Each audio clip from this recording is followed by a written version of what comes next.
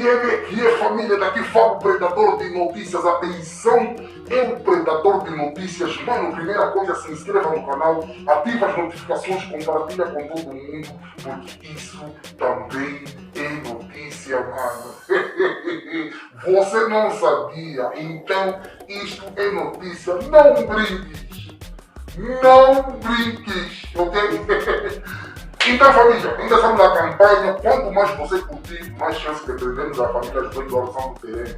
Então, curta bastante para nós prendermos a família dos Reis de Ouro Santo e essa cúpula dele, esses bajuladores, ok? Então, curta bastante. E a família, como vocês estão a ver no título, é isto mesmo: Angola e Portugal, a corrupção que corrói a democracia. Tudo isso e muito mais você acompanha aqui agora no canal MSTV, a TV que chega até você, a TV que não bajula você.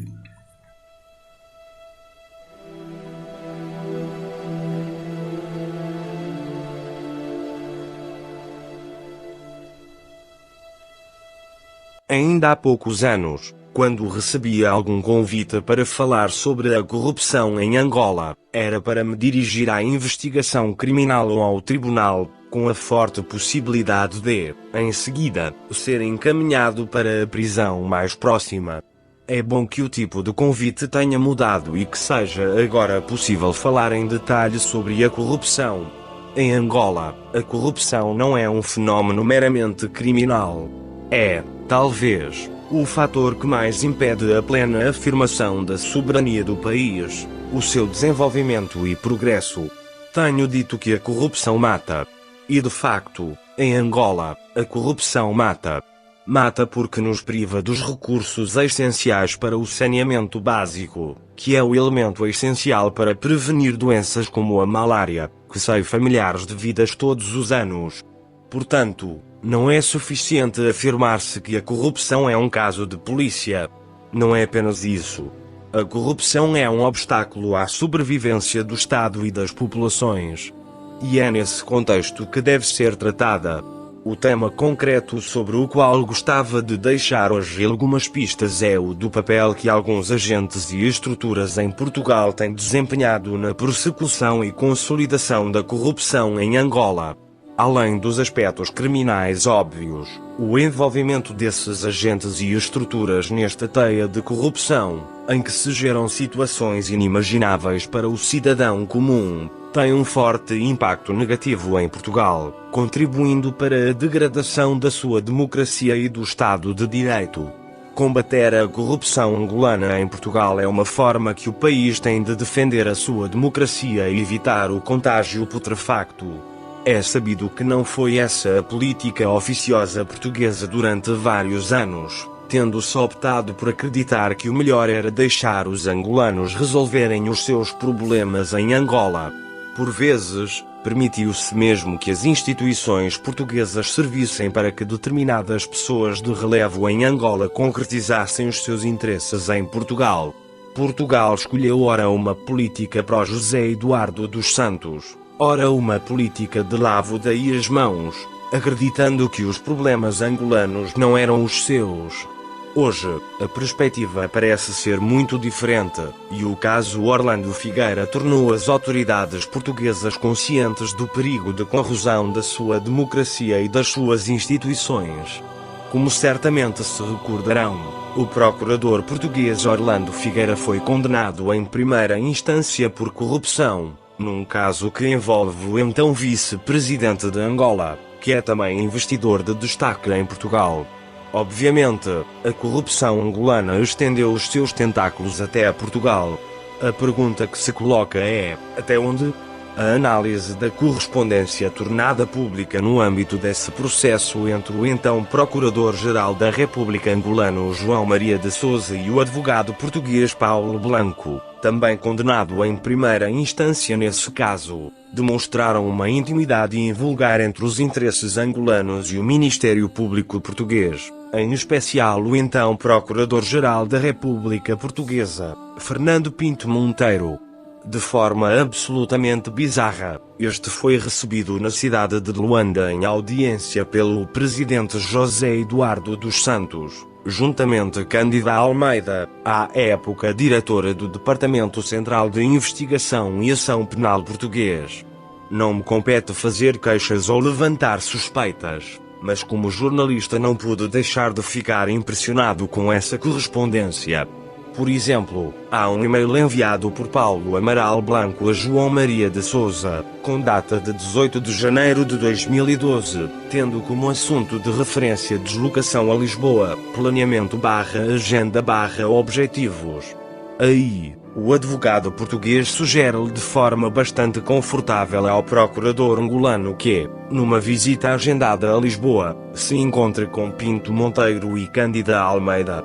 Escreve Paulo Blanco: julgo que seria bom agendarmos uma reunião com a doutora Cândida Almeida. Eu próprio poderei, se V.ESA quiser, tratar disso, para que V.ESA possa pessoalmente agradecer-lhe a colaboração com a Procuradoria angolana e oferecer-lhe um contentor de paracucas.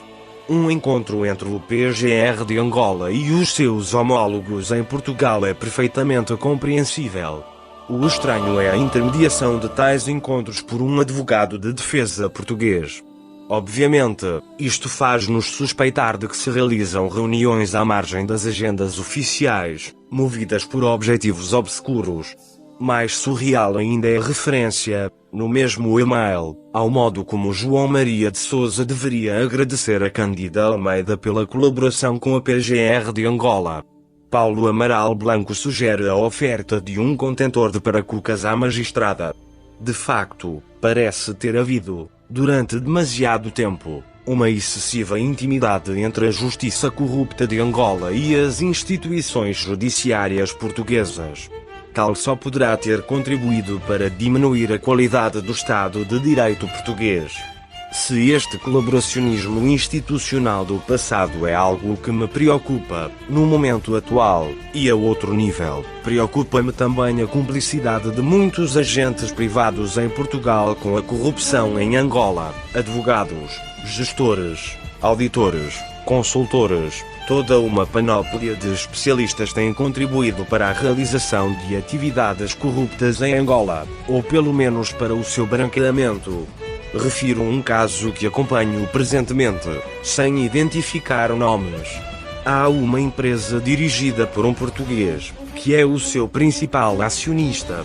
Pouco tempo depois de ser criada, essa empresa foi obtendo mais de 1.000 milhões de euros ao abrigo de contratos firmados com o Estado angolano, agindo como intermediária entre o governo de Luanda e uma multinacional norte-americana.